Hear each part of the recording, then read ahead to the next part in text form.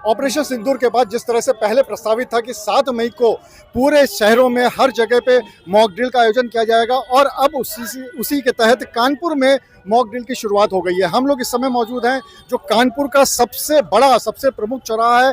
आप देख सकते हैं यहाँ पे सायरन की आवाज़ आ रही है। ये सायरन की आवाज़ उसी तरह की होगी जैसा कि जब ब्लैकआउट के समय में जब ब्लैकआउट होना होता है तो उससे पहले सायरन बजता है। इसकी खासियत समझ लीजिए। इसकी खासियत यह है कि जब लाइटें बंद करने के लिए सायरन होता है तब उसकी आवाज़ धीरे तेज होती है और जब लाइटें खोलने के लिए होता है तब एक स्वर में यानी तेज आवाज में होती है। मेरे पास है प्योर पाव भाजी का मसाला, प्योर पाव भाजी मसाला, पाव भाजी को टेस्टी बना डाला, सबका राजा आल प्योर मसाला। सबसे पहले हम आपको इधर दिखा दें कि यहाँ पर बहुत भारी मात्रा में पूरे इंतजाम किए गए हैं मॉक ड्रिल के। यहाँ सबसे पहले तो ये देख लीजिए कि यहाँ पर जिस तरह से सायरन लगा हुआ है, सायरन की आवाज़ बज रही है। इसके बाद सिर्फ इतना ही नहीं बल्कि यहाँ पर ट्रैफिक पुलिस, सिविल डिफेंस के लोग, एनसीसी के लोग, सभी लोग यहाँ पर मौजूद हैं और यहाँ पर मॉक ड्रिल का पूरा आयोजन किया जा रहा है। यहाँ पे मॉक ड्रिल करके बताया जा रहा है लोगों को कि किस तरह से अगर इस तरह का सायरन बजता है तो फिर उनको क्या करना है, यहाँ पर उनको क्या तैयारियाँ करनी हैं, क्या अगर इस तरह की कोई आपदा आती है, इस तरह का कोई एयर स्ट्राइक अगर हमारे देश के ऊपर होता है, हमारे शहर पे होता है तो इसके लिए किस तरह से होगा, ये यहाँ पर सारे चीज़ों को बताया जा रहा है, सारी चीज़ों को सिखाया जा रहा है और इसी के तहत ये मॉक ड्रिल का पूरा आयोजन यहाँ पर किया गया है। किस तरह से बचाने का जो तरीका है वो भी हम आपको दिखा देते हैं कि ये यहाँ पर अगर इस तरह की कोई परिस्थिति आ जाती है तो यहाँ पर ये बताया गया है, सिविल डिफेंस के लोग बता रहे हैं कि अगर कोई घायल हो जाता है तो किस तरह से उसको ले जाया जाता है। और एक ये दूसरा सायरन जो कि हैंड हेल्ड सायरन होता है, ये वो सायरन है जो कि बजाया जाता है, इसकी आवाज काफी दूर तक जाती है, इसको हैंड हेल्ड सायरन कहते हैं और ये बजाया जाता है।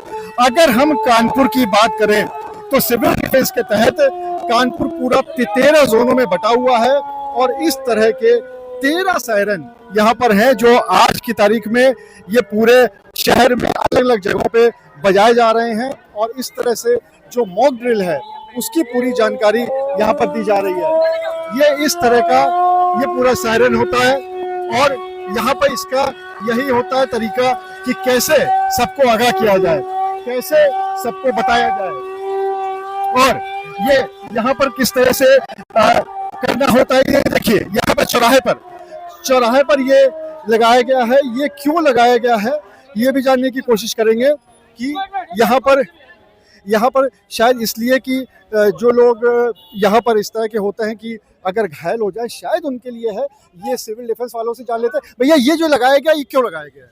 ये सर यहाँ पे जो लोग जो है ना मतलब जैसे जो लोग हताहत हो जाते हैं तो उनको उठा के लेके जाना और उनको जो है ना फर्स्ट एड देना है, उनको जो भी अगर ज़्यादा गंभीर है तो हॉस्पिटलाइज करना है, ये करना है उनको जो है ना, क्योंकि उनको हमें पब्लिक को बचाना है, पब्लिक की सुरक्षा के लिए सिविल किया गया है। तो ये सायरन है ये सिर्फ ब्लैकआउट के समय में होता है या इस तरह की जो आपदा होती है उसमें भी? जो आपदा होती है वो उसी में होता है। ये मॉक ड्रिल हो रही है, ये पब्लिक को बताने के लिए, सबको अलर्ट करने के लिए है ये कि सभी लोग सुरक्षित स्थान पर अपने आप को जो है ना मतलब सुरक्षा के वजह से जो है मतलब सब लोग अपने आप को सुरक्षा कर लें। तो यहाँ पर ये जो बिछाया गया है, बीच सड़क पे बिछाया गया है, इसका कारण वो ये है कि अगर कोई घायल हो जाता है तो इस तरह के यहाँ पर घायल को यहाँ पर इसको लिटाया जा सके और उसके बाद अगर जो भी ज़रूरत हो वो उस हिसाब से उसका इलाज हो सके या उसको भेजा जा सके। आप देख सकते हैं कि पूरे यहाँ पर पुलिस की देखरेख में पूरी मॉक ड्रिल हो रही है। पुलिस के आला अधिकारी भी यहाँ पर मौजूद हैं और यहाँ पर किस तरह के इंतज़ाम हैं उसको बताने के लिए हमारे साथ मनोज जी मौजूद हैं। यहाँ पर उनसे बात कर लेते हैं। ये देखिए यहाँ पर ये पटाखा भी बजा है, ये भी एक संदेश होता है, ये एक आगाह किया जाता है कि किस तरह से क्या करना है।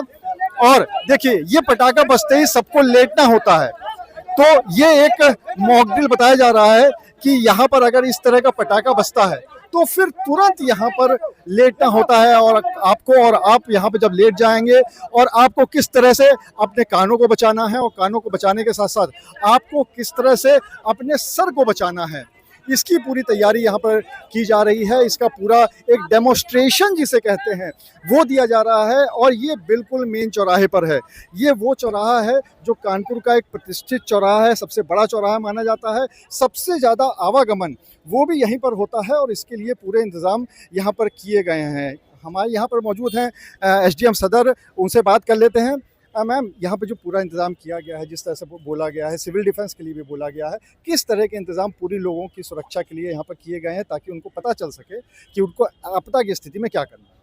बेसिकली यही ड्रिल करके दिखाई जा रही है कि आपको जब सायरन बजेगा तो किस स्थिति में आना है, घरों की लाइटें बंद कर देनी है और किस तरीके से अपना बचाव करना है। रात को जब ब्लैकआउट का भी है 9:30 से 10 बजे तक का, उसके लिए आप नागरिकों को क्या संदेश देना चाहेंगी, क्या उनको करना चाहिए? यही संदेश देना चाहूँगी कि जो भी शासन के द्वारा आपको निर्देश दिए जा रहे हैं उनका अक्षर से पालन करें, जैसा आपको बताया जा रहा है उसको फॉलो करिएगा। तो रात को जब ब्लैकआउट होगा तो उसके लिए 9:30 बजे एक सायरन बजेगा। वो सायरन बजते ही आप लोगों को अपने घर की सारी बत्तियां बंद कर लेनी है, यहाँ तक कि मोबाइल फ़ोन बंद करने हैं। अगर आप अपने वाहन से कहीं पे जा रहे हैं तो वो वाहन की बत्ती बंद कर लीजिए, सड़क के किनारे अपने वाहन को लगा लीजिए और जब तक दूसरा सायरन ना बजे तब तक आपको वहाँ कोई भी बत्ती नहीं जलानी है। 9:30 से 10 बजे रात को ये ड्रिल करनी है। और देखिए यहाँ पर इस तरह से ही सब बताया जाता है कि जैसे आपने पहले देखा पटाखा बजा, पटाखा बजते ही यानी एक संकेत था कि अगर इस तरह का होता है तो किस तरह से आपको वहाँ पर लेट जाना है ज़मीन पर, अपने कान को बंद कर लेना है, सर को बचाना है। और अगर आग लग जाती है तो फिर आग लगने की स्थिति में किस तरह से उसको आग को बुझाना है और जो भी यहाँ पर है, क्योंकि इस वजह से भी, क्योंकि जब इस तरह की कोई भी घटना होती है तो जो आगजनी होती है वो बहुत ज़्यादा होती है और इसी वजह से यहाँ पर इसको सीखना चाहिए सभी लोगों को, चाहे सिविल डिफेंस के लोग हों या जो आम आदमी हो, सभी को इसकी जानकारी होनी चाहिए। और ये जानकारी होने के बाद ही अगर इस तरह की कोई आपदा आती है तो वो आपके काम आ सकती है। और इसी तरह की सारी यहाँ पर जानकारियाँ भी दी जा रही हैं, सारा डेमो करके बताया जा रहा है आपको। आप देख सकते हैं हमारे पीछे की तरफ वहाँ पर एम्बुलेंस भी है, तो वहाँ पर जो एम्बुलेंस है उसका भी काम यही है कि उसको यहाँ पर रखा गया है, कभी अगर ज़रूरत पड़ जाए तो किस तरह से वहाँ पर आदमी पहुँच सकता है। और यहाँ पर जो लोग हैं अगर वो घायल हो जाते हैं तो उनको घायल होने की स्थिति में कैसे लेटना है ये भी वहाँ पर बताया जा रहा है, ताकि इस तरह को देखकर लोग सीख सकें कि उनको किस तरह से अपना बचाव करना है। तो ये पूरा, इस बात को आप पूरा ध्यान में रख लीजिए।